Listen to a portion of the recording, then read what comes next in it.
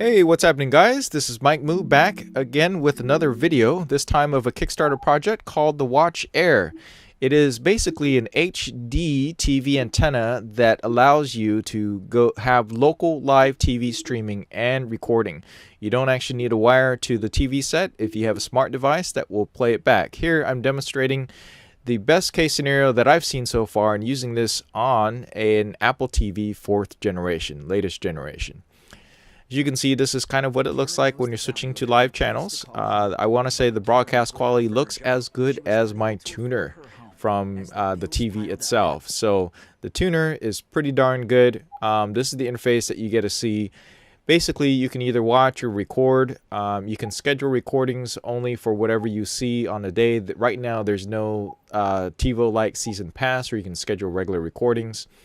Developers say that is coming in a later update. But it's important to note that this unit is a single tuner only. That means you can only tune to one channel at a time. If someone else wants to watch, they can't. And it's also only one connection at a time at this point. So even if you have multiple people in the same household and you want to be able to watch a recording of a show and someone else is watching, you can't do it. All right.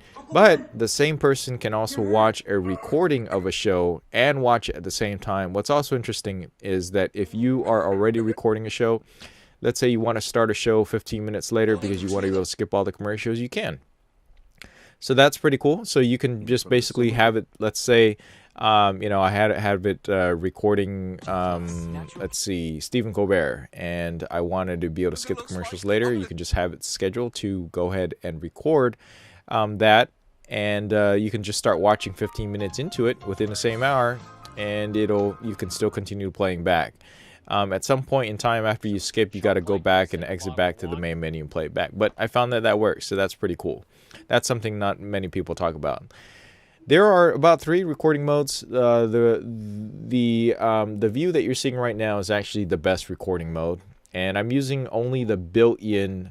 I'm only using the built-in storage memory, which is basically 8 gigabytes. It has USB port for you to go ahead and plug in, I believe, extra storage. I'm not sure exactly how much it is.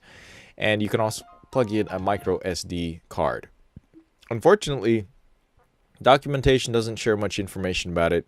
I tried to plug in just one of my micro SD cards that was formatted using another camera, and that didn't really work out. So I honestly didn't look too much further into it. I trust that it's going to work as long as you format it correctly.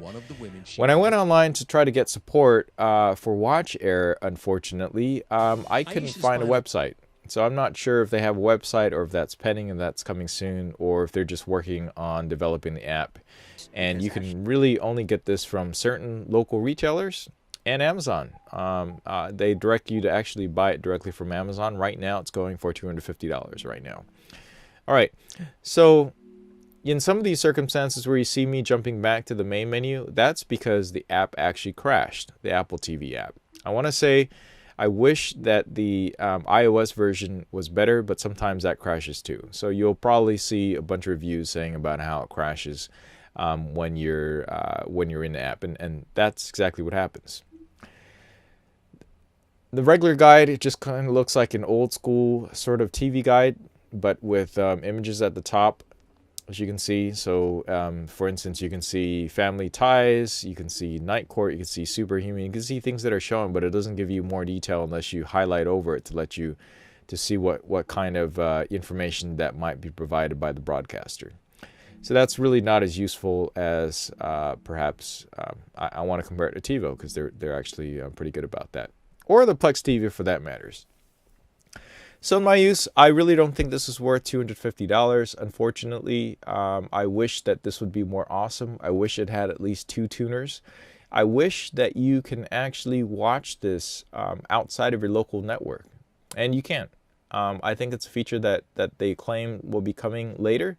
But, with any projects like these, you never know whether or not they're going to follow through with their promises about this. So I guess time will tell. For $250, I want to say I don't highly recommend this right now.